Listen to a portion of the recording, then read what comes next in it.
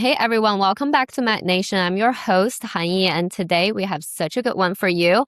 I'm sitting down with Sara LeBlanc. She is a family nurse practitioner here in Nashville, and what she is doing is really filling a gap that honestly so many of us have felt. That is the feeling of going to the primary care doctor and just not being heard. So, Sara, welcome to the show. I'm so glad you're here. Yeah, thanks for the invitation. Yeah, of course. So before we get into everything, I just want to hear your story before. And I think it's just such an interesting journey because you were in healthcare for 20 years, I want to say.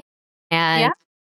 And and then there are times you are in the ER and there are Yeah. times you are in private practice. So you are very diverse with your experience. So I just want to hear a little bit more about that. Yeah. So I started off as a wee baby nurse at Vanderbilt. I was part of their first new graduate training program, and they trained 5 of us to be ER nurses. And one of them is still one of my really good friends today, Yeah. just, like 5 or 6 years later. Just kidding. So, I went through the whole like early 2000s boom of 10 care. And it's interesting to see just how crazy medicine has changed. It used to be everybody coming in and everybody got care, and you could get a ride from the hospital to your home, and people would come in with their luggage. And so you see all of this population. And then I also worked in pediatric also at Vanderbilt. I finally got my nurse practitioner. Pediatric emergency medicine is hard. I worked in their little fast track area with I have a cut on my chin, or I'm wheezing a little bit, or, the vomiting baby. Nobody likes the stomach virus. And I got my nurse practitioner and I went into urgent care. Again, there was a boom of urgent cares when I started, and it really provided a service to so many people because there's such a lack of primary care providers. People used to have a family doctor that would just take care of the entire family. Oh, well, let's just call him, or let's everybody go to the office today because we all played with a bat and we're worried that we have rabies. Like the medicine is just so different, but it should be, right? Because we evolve as humans. And then I worked in spine, joint, and pain. And then I went and worked for some friends who have an amazing business. It's called 615 Health and Wellness. They do IV hydration and weight loss. They are also serving a large portion of our population that maybe cannot have access to weight loss services through their doctors. Maybe they don't even have doctors. A lot of them don't. So, but I started my own practice a few years ago doing some concierge, just primary care. I got a hormone replacement certification because from my own personal medical, I'm going to just say gaslighting and neglect. It's such a word that everybody uses, but I mean, it's true. I had a primary care doctor, and it's like, I mean, I'm closer to 50 now than I am to 40. And in my early 30s, I started to have a lot of changes. And I mean, let me tell you, I work out 5, 6 days a week. I eat mostly healthy. I'm not perfect, but who is? So, I mean, just changed. I was just gaslit. They're like, but you're fine. See this piece of paper? It says you're fine. Right here. You're fine.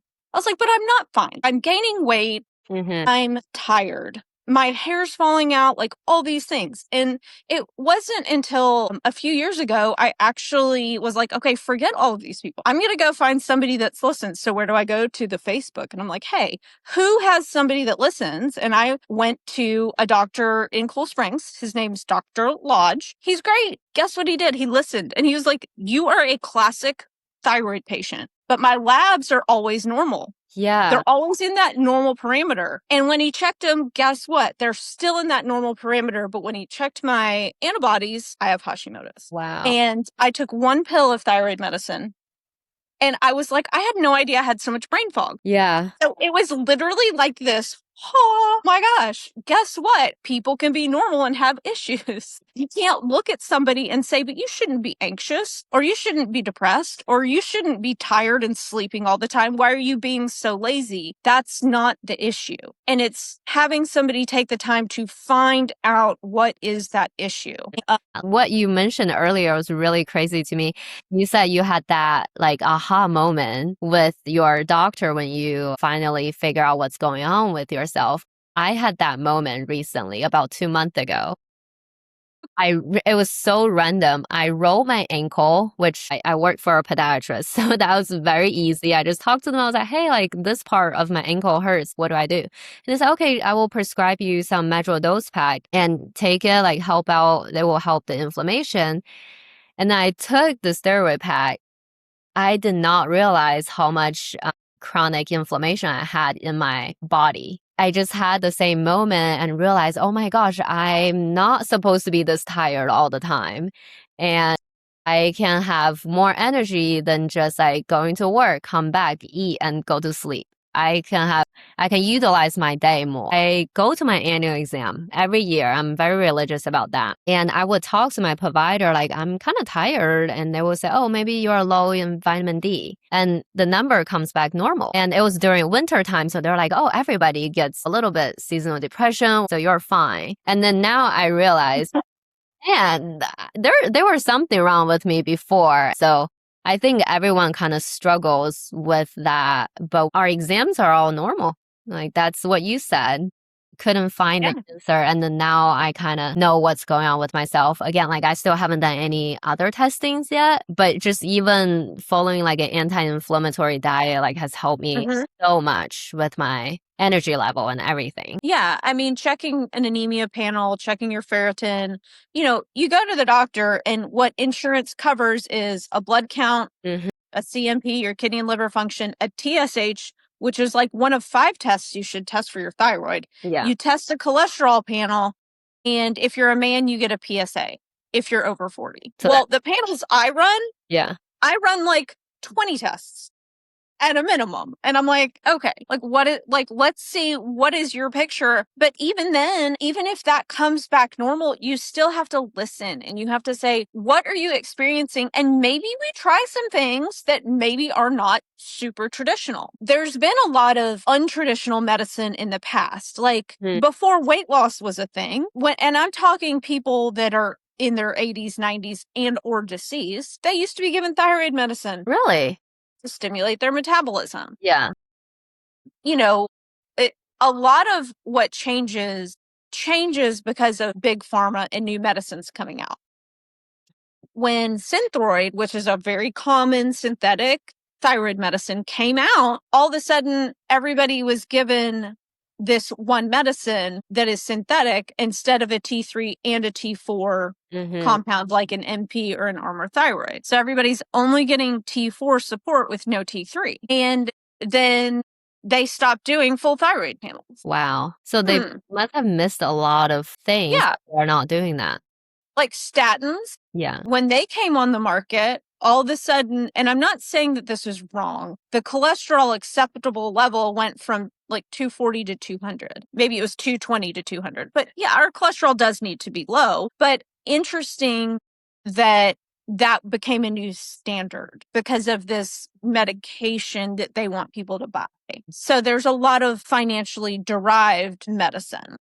I love the deep dives or listening to what other people have to say. And then, of course, you have to see what does that mean to you? Or are you going to take this information and how are you going to use it? You mentioned a lot about the thyroid issues. I was on social media and I started coming across a lot of people talking about hypothyroidism.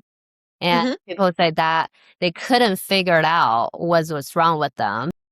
And can you talk a little bit more about the symptoms and conditions and what people might get misdiagnosed for? And also just why is it so common nowadays? Yeah. So why is it so common? Some people say it's associated with Epstein-Barr virus or mono. And like for my own self, I almost wonder if my thyroid was radiated too much being an ER nurse because for the first however many years, we didn't have thyroid protection in the ER. And I mean, I was in CT scanners all the time.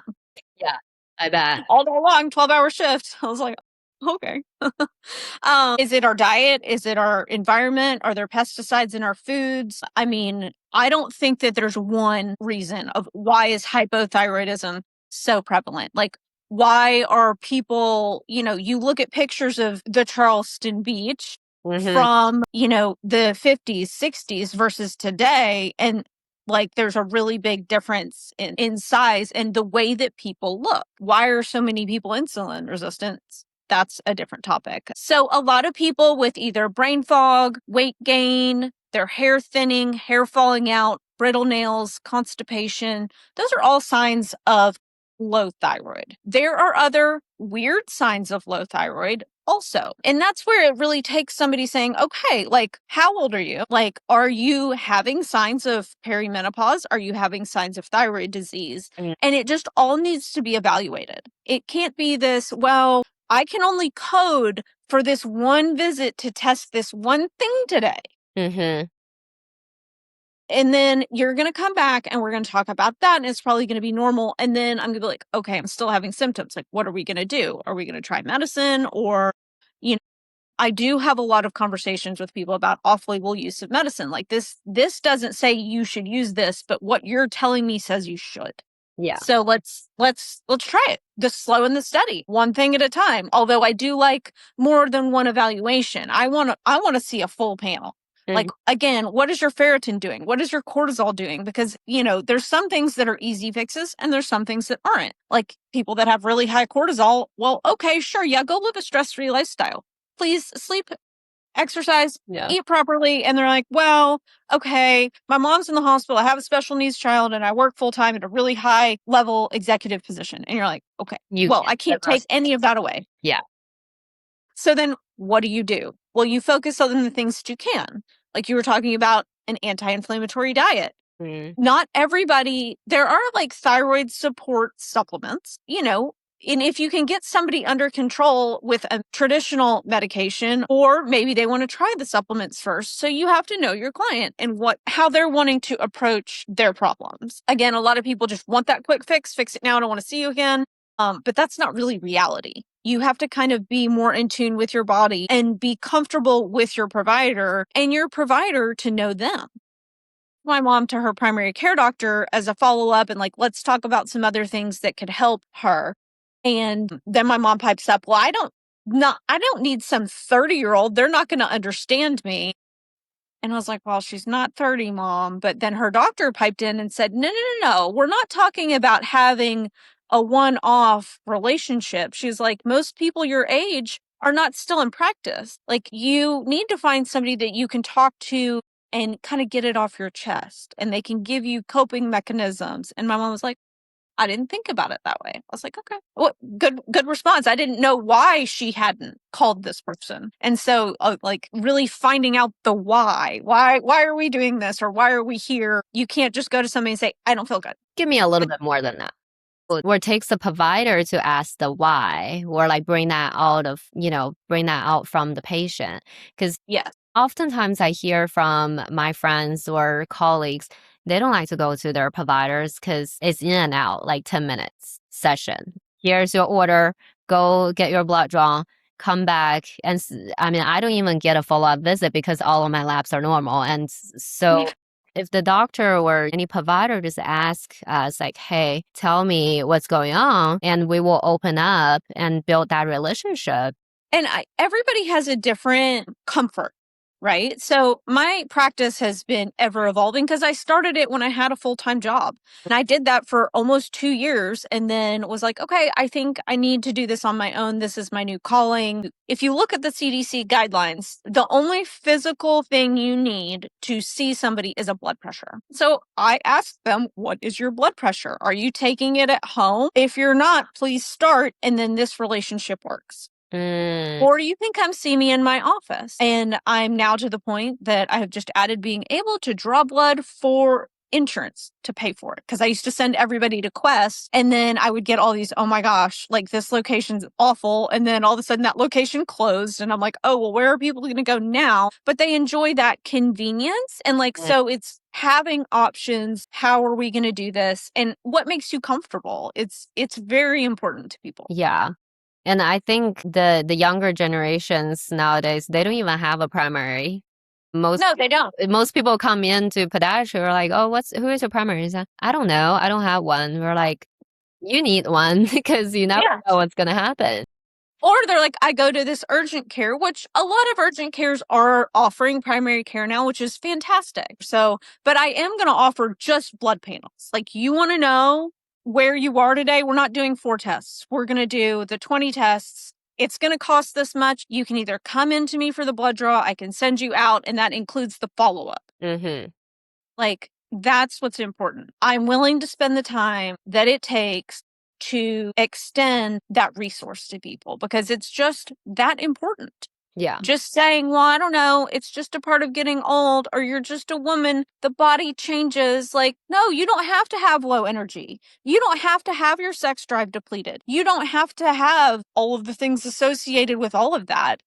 I mean, I started having palpitations. My heart, like a few times, was concerning. And I was like, what? So I stopped my medicines. I drew my blood. Yes, I did it myself because there was nobody else there. And I did send them to another provider.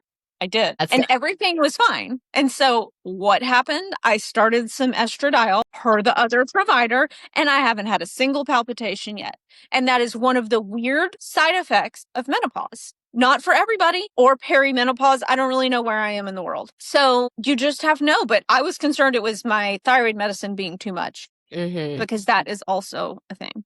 Anyway, it wasn't, because then I started getting freezing cold again. I was like, why am I 80 years old right now? I was also going to ask you, you know how we talked about the hypothyroidism, and then a lot of people also mention like some of the symptoms is kind of overlapping to PCOS, which also I noticed they changed name from PCOS to PMOS back in May. Learn something new. I was doing research on this and That's actually funny because I had to self-diagnose by blood work that I looked back when my doctor told me I was fine. PCOS. Okay. diagnosed. They're calling it polyendocrine metabolic ovarian syndrome. That's what it stands for. I hadn't heard that, but that makes sense. It just recently changed in May. Yeah. So yeah. This is from the Mayo Clinic. And it is a very large problem, no pun intended. I wasn't that big. I lost 30 to 40 pounds because, again, eating right and all the exercise. But I see people just going, "Boop." Now, is there another cause to that? I don't know.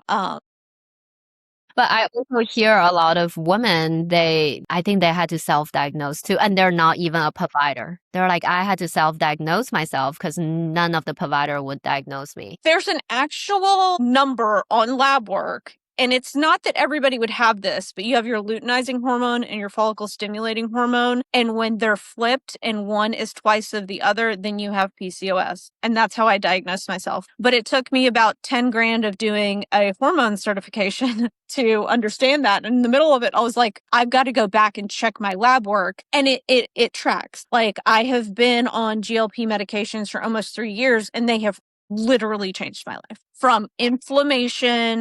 You know, I do have autoimmune disease. I have some other medical issues as well. And I mean, just, it's crazy. Like, I can tell, I don't necessarily like every 7 days do a shot or anything like that anymore. I kind of do it when I need it. If I feel myself retaining fluid because it's a potent anti-inflammatory, then I'm like, okay, let me dose myself today. Has it been 10 days? Has it been 9 days, 12? I just kind of go off of how I feel. But like, just the changes, you know, I was speaking with a physician and they were like, yeah, you know, like 75% of humans are insulin resistant at this point in time. 75.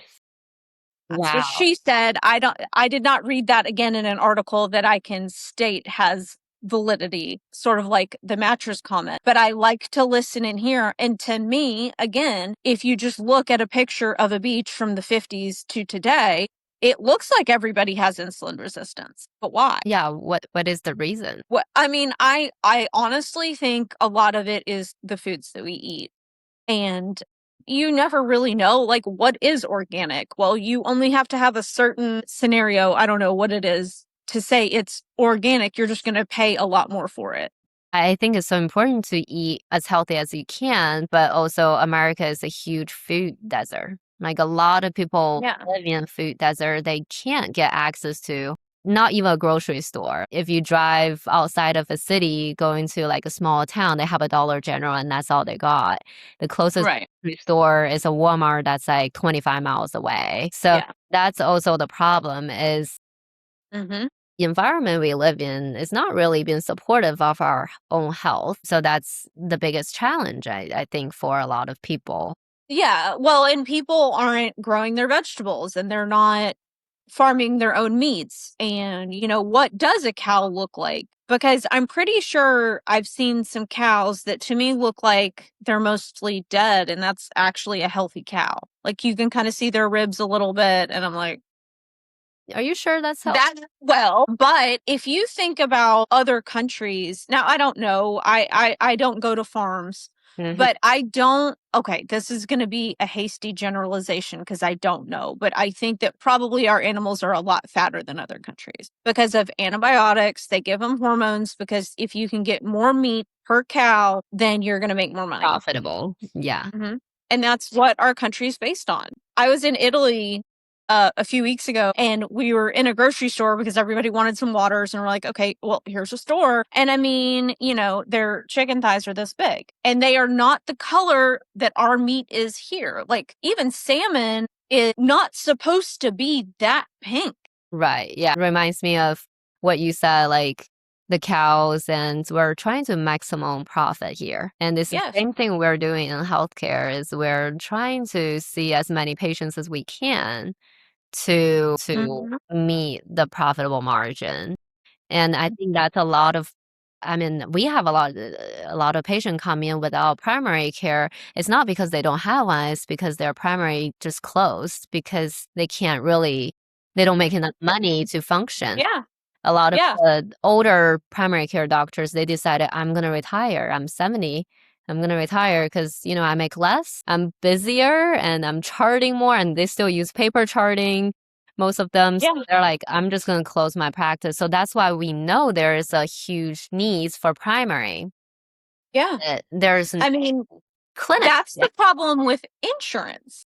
We can take a deep dive on that too. Like, I don't have insurance. It was going to be $800 a month for me to have medical insurance. Mm-hmm. And I was like, I'm not saying I'll never have it, but right now I'm just cash paying for everything I need. Now, that's not going to cover a hospital stay, but Mm-hmm.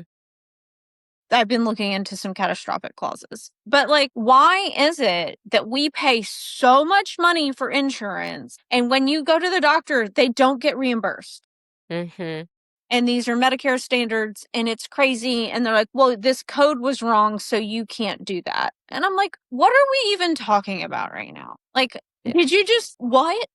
Yeah. I had a client when I worked in spine, joint, and pain, and this man weighed so much, it took 2 ambulance crews for him to get in. And I fought with insurance, and I got on the phone with them, and I was like, look, what if we did this? What if we put this pain patch on him? He can come see me twice a year, and his primary care doctor can refill this every other month or whatever it is. Mm-hmm. They're like, oh no, we don't cover that patch. And I'm like, but this could really prevent 2 EMS crews coming once a month. And he literally says this is how he gets out of the house. Like, this is very inappropriate. Like, that's because he couldn't walk. He couldn't even sit up until I made him go to PT, and then he could sit up. But I was like, I mean, come on now.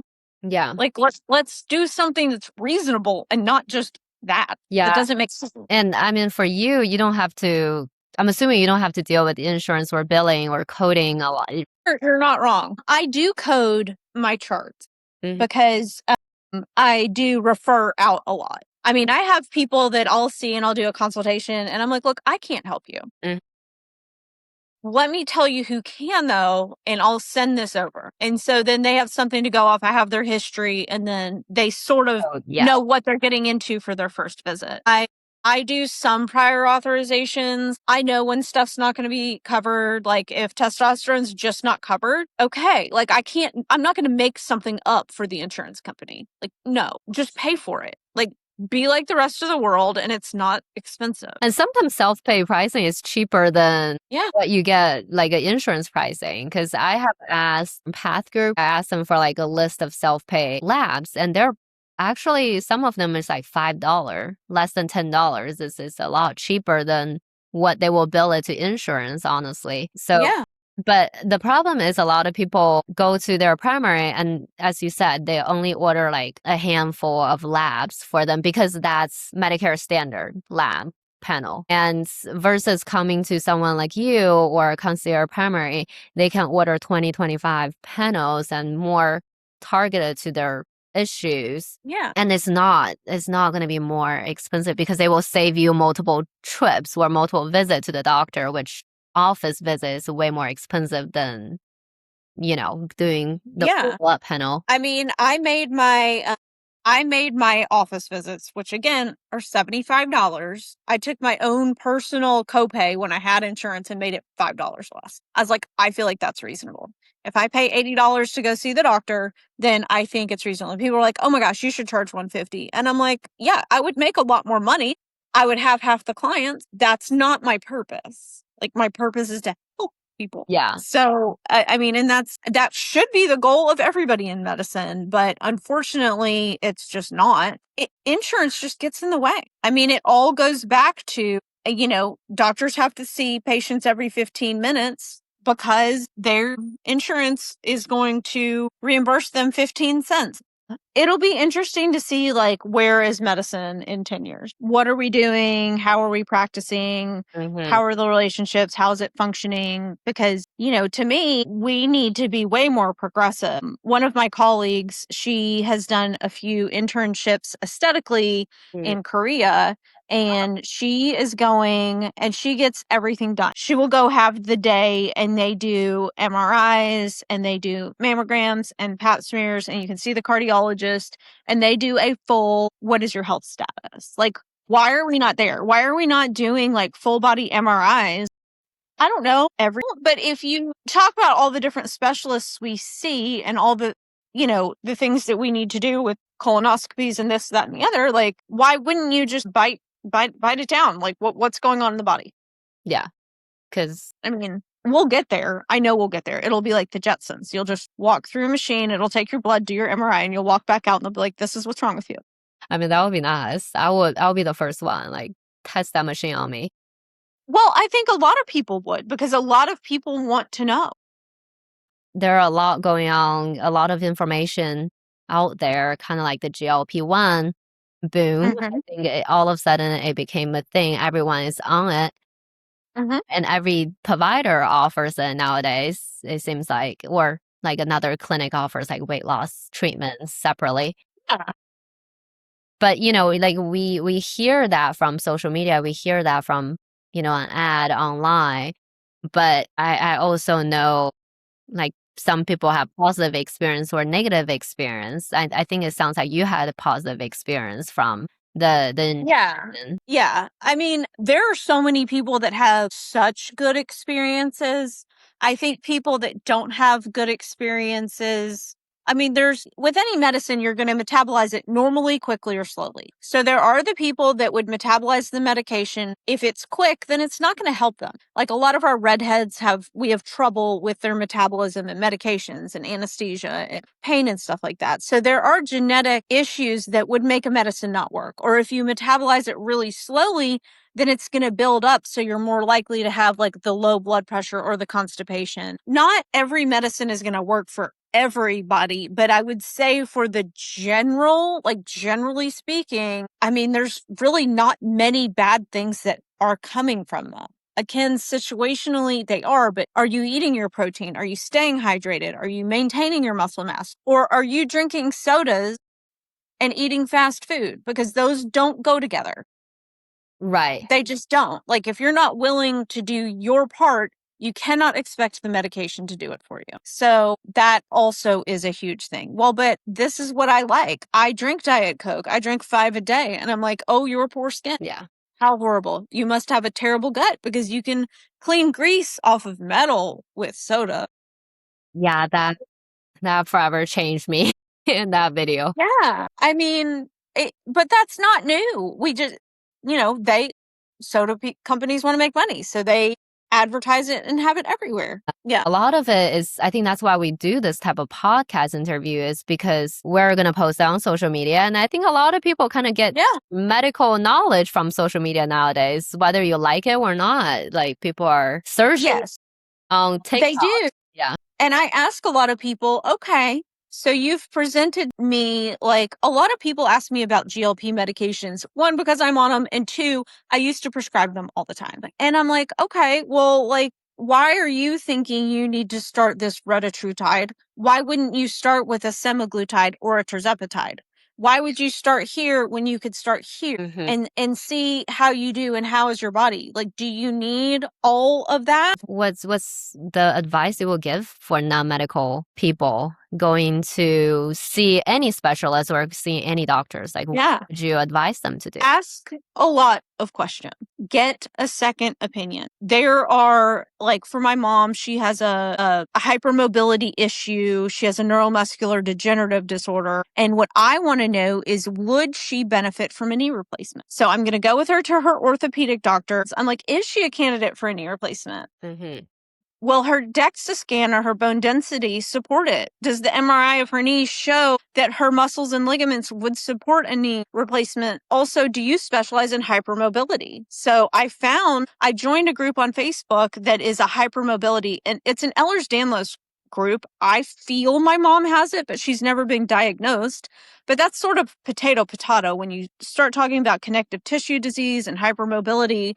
And so I searched through all those conversations and found the doctor that does knee replacements and specializes in or is very familiar with hypermobility. And so we're going to go see that doctor too, because I want both opinions, and they're probably going to be quite different is my suspicion. And it would never occur to my mom to even consider any of that. So seeking advice and just research, ask questions. Like I tell people, I'm happy to look at XYZ and give you my opinion. I won't even charge you for it, because that's what we need in society, is people helping other people not just saying that's going to cost money.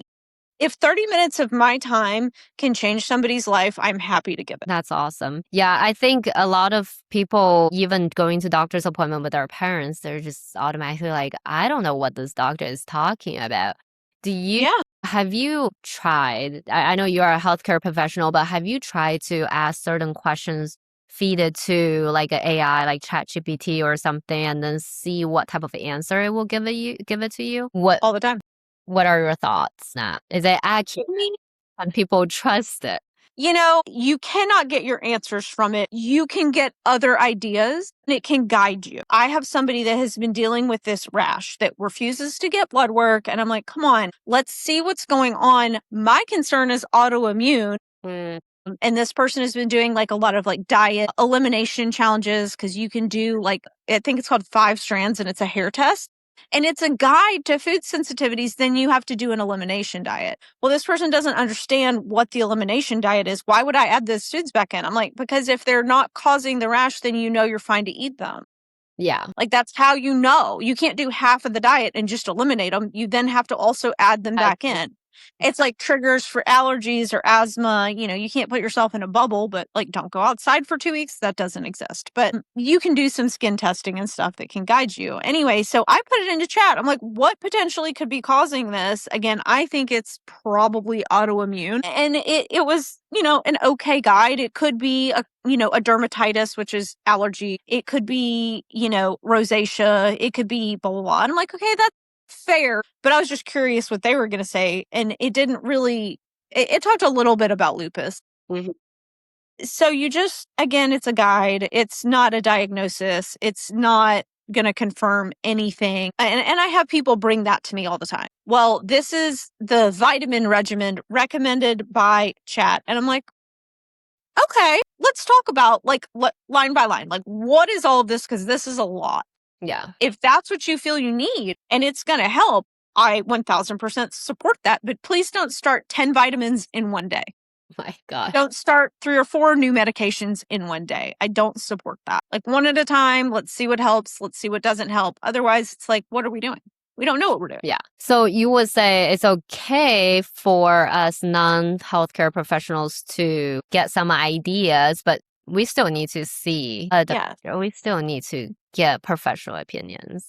And those might be the ways we can ask questions, because honestly, I wouldn't know what to ask. And there are certain testings I didn't even know existed or it's possible for me to have until, I asked ChatGPT, hey, like, what's going on? And maybe that's a conversation starter. Like, it helps with conversation. It is. Yeah. Something I have zero experience in: cancer. It is not my specialty. And honestly, I can't deep dive into that. But if all of a sudden I was diagnosed, or like somebody close to me was diagnosed, I would probably turn to the internet and to community groups and say, like, what are the questions I need to ask? Like, people are not going to stop Googling Right. what's wrong with my ankle or what's wrong with my ear. They're just not. So telling somebody not to do that It's is silly. possible, yeah. But saying, hey, like, ask the question, join the groups and see, are there like similarities to your stories? Like, what possibly could you have? What questions should I ask? What doctor should I see? I mean, I literally got on a Facebook group. I didn't even type anything in. I searched the discussions that people have had and I came up with the same doctor's name multiple times. Okay. I feel like that's a really valid way because I could call local PCPs or friends or previous bosses and be like, who specializes in hypermobility, connective tissue disease, and knee replacement? They might do the same thing, get on chat or get on a Facebook group, or maybe they have a communication of like a group of people that they talk to, like a group chat for local Tennessee physicians. But you have to find out somewhere. So yeah, use your resources and your tools. Also, I don't know if you've noticed, I've been to the doctor's office a lot lately with my parents and they all record. They're like, can I use AI to chart this? Really? Feel free to ask the same thing. Is it okay if I also record this? We have recorded conversations with my dad's primary care doctor to remind him, no, you're not allowed to do that because he forgets. But also, like, I hear something and my mom hears something different. Let's replay that. Take notes, Yes, idea. take actual notes, or record your conversation with your doctor. Well, I feel that it could be this, but it could be this. You know, we put my dad under the care of hospice, not because he's dying, but because we needed extra support and extra help. And it has been fabulous. What a great experience. So somebody said to him, most people under hospice care end their lives in around the 6-month mark, but some people actually graduate and come off of hospice. Of course, that's our hope for him. And so he started telling everybody he was dying in 6 months. He heard the And I first was half. like, he didn't hear the second half. And I'm like, that's actually not like, you're not dying November 28th at 2:30. Like, that's not a thing. We can't, but you know, he has a little bit of memory issue right now. His long-term memory is great. It's sad. It's unfortunate. And then, I mean, I sort of giggle a little bit. I mean, not that I want my father to pass, but all humans, that is the only guarantee in life is there will be end of life at some point. That is all you are guaranteed for anybody. But I'm like, no, Dad, that's not. But they didn't record the nurse. You can't possibly at this point record everybody's conversation. So we're just letting them roll with it.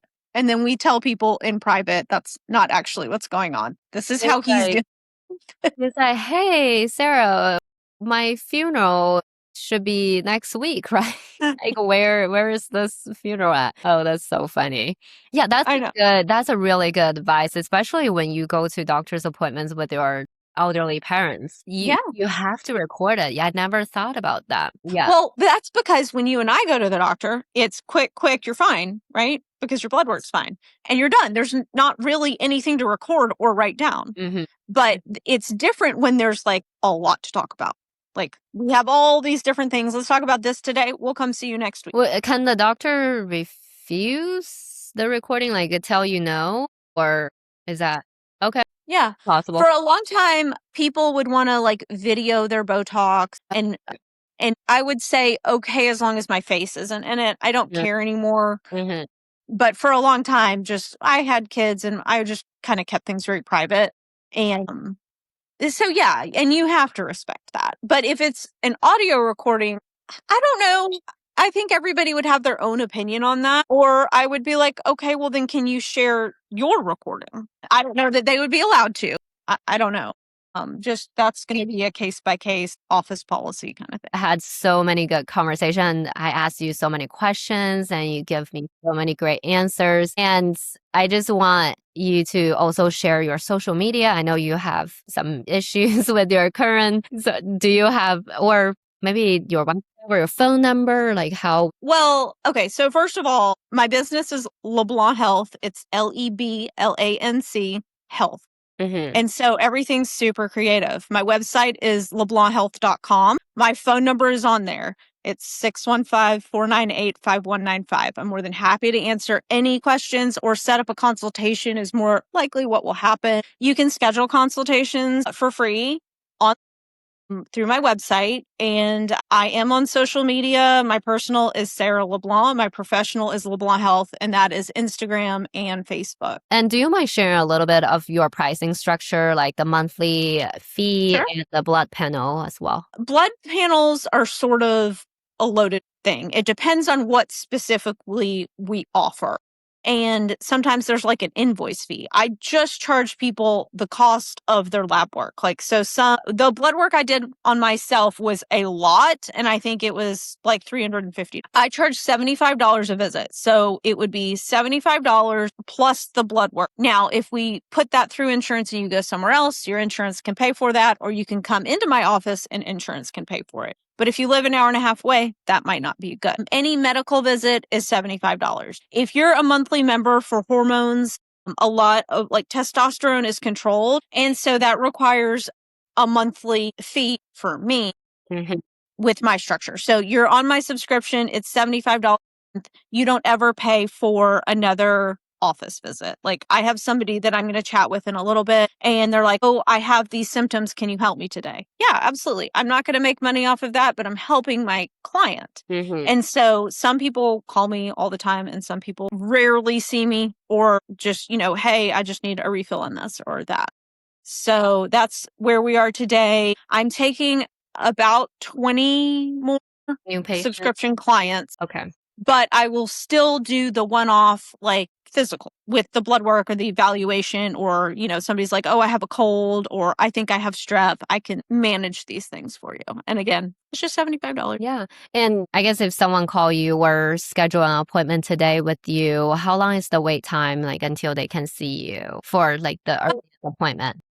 Oh, well, that would be Friday. So it's not like a 3-month wait if we're trying to schedule an appointment. That's great. No. That is so unfortunate. I love talking to you today, Sara, and thank you so Yeah, much great for conversation. taking your time to do the interview with us. Yes, absolutely. I hope you have a wonderful day. Yeah, thank you.